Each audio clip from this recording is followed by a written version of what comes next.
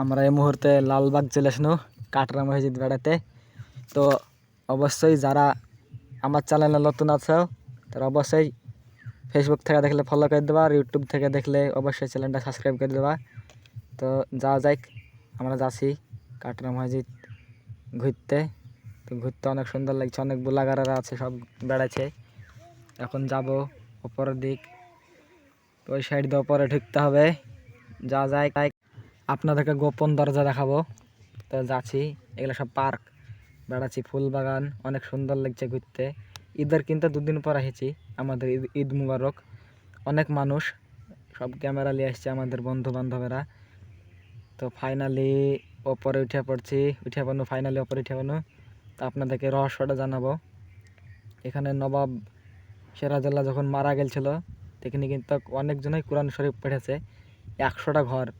তো ঘরগুলা দেখুন, ছেলে মেয়ে হাতে সব বেড়াতে। আমরা মারুতিতে মেলা জনায় এসেছি, এক গাড়ি মারুতি, আর পেছে আছে গাড়ি স্করপিও আছে।